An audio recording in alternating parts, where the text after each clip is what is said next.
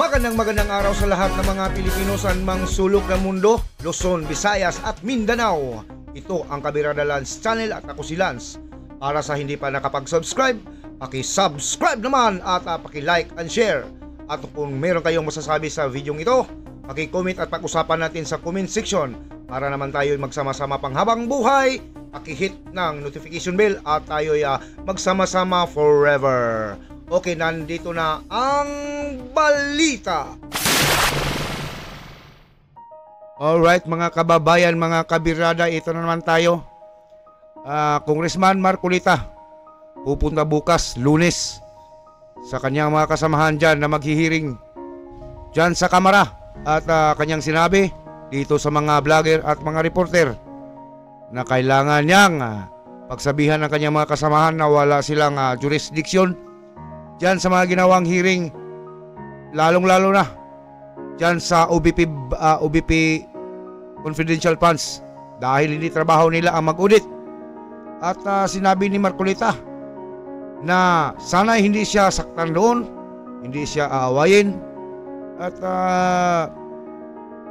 sana'y maging professional naman ang kanilang mga kasamahan, dahil hindi niya na alam kung ano ang nangyayari dito sa ating bansa. Ngayon lang daw siya nakakaranas nitong pangyayaring ito mula pa noong 15 Congress, ngayon ay 19 Congress na. Ngayon lamang daw ito nangyayari sa panahon ng pamumuno nitong si Tambaloslos na si Martin Romualdez na pinsang buo nitong presidente na si Bongbong Marcos. Ito, tingnan natin ang kanyang interview. Okay!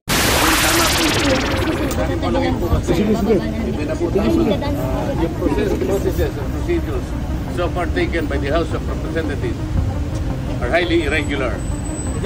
May motion kayong gagawin sa Congress? Meron namang hearing sa Monday. I think I will attend kahit na masama ang loob ko sapagkat ayaw ko nakikipag-away sana eh. Nakita nyo naman, nung una akong umattend doon, nagre-raise lang ako ng mga issues about procedures. Sabi ng chairman, hindi na raw ako member. As member, hindi na raw ako pwedeng mag-raise ng procedural issues. Saan ka naman nakakitang ganon? I am still, and the last time I checked, I am still an elected member of the House of Representatives. At dahil nga, member ako ng House of Representatives, kahit anong komite yun, kaya sabihin nilang hindi ako member, pwede ako magsalita at mag-participate. Kung pipigilan nila ako, di ba nyo naiintindihan kung anong klaseng procedure, kung anong klaseng tuntunin na meron kami? Pang 17 taong ko na sa Congress, ngayon ko lang po nakita ang mga pangyayari ito. Nalulungkot po ako, nagdaramdam ako, nai-stress ako kung bakit nangyari ito. Ito lamang pagdinig na ito in aid of legislation. Kayo po na nasa media, alam kong nalalaman na ninyo, hindi na po in aid of legislation. Kung totoo po na isinasaalang-alang namin yung paggasta at kailangan po nating busisiin, tama naman po yun. Lahat tayo katungkulan nating maging transparent, maging accountable. Ang tanong, ang House of Representatives po ba ang gaganap sa tungkulin ng Commission on Audit? Pagka gano'n, tanggalin na po natin ang COA sapagkat sila na po ang nag-audit. Wala po sa tungkulin namin ang mag-audit. Kung sasabihin nila, hindi kami nag-audit. Ang ginagawa namin is investigation in aid of legislation. Okay, kung yun ang ating objective, bakit isa lang inimbestigan natin? Ilang opisina ba ang merong confidential fund sa palagay nyo? May idea ba kayo? NGAs na lang, National Government Agencies. Ilan ba karami ang National Government Agencies? Palagay mo na lang 500. Okay? At yung kalahati nun, binigyan ng confidential fund. 250 yun. LGUs, sila ng LGUs. Mga mayors and gobernador. Palagay mo lang 1,000. Kalahati nun, 500. O di 750 na yun. What about the GOCCs? Government-owned and controlled corporations. Mga 300 yan. Kalahati na lang. 450. O palagay mo lang 1,000 na lang ang nabigyan na ahensya ng gobyerno. Bakit?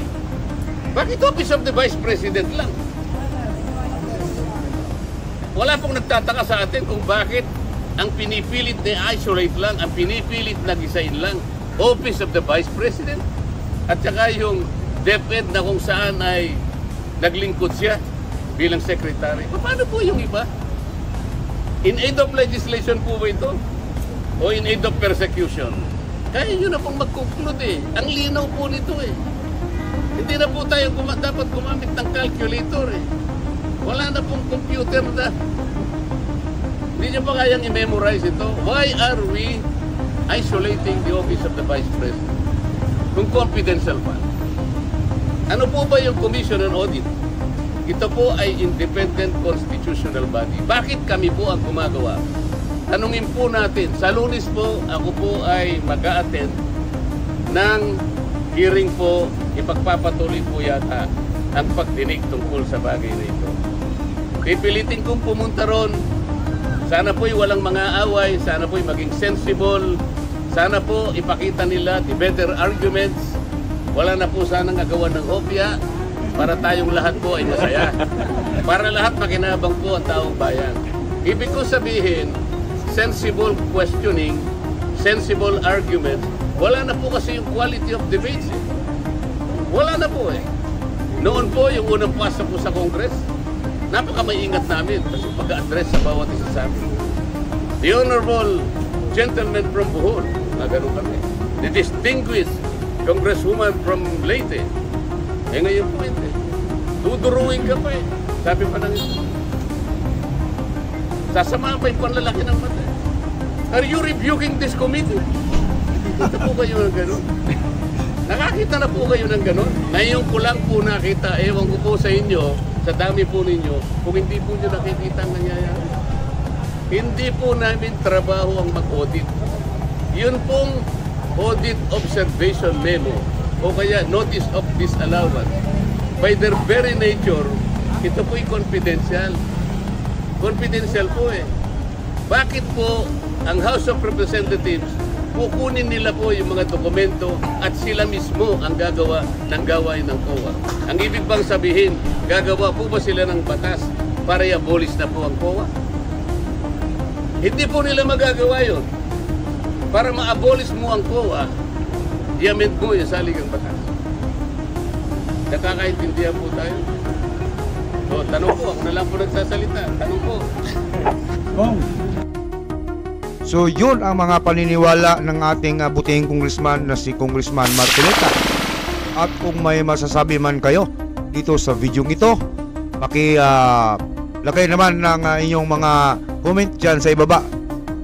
Post the comment below. Thank you!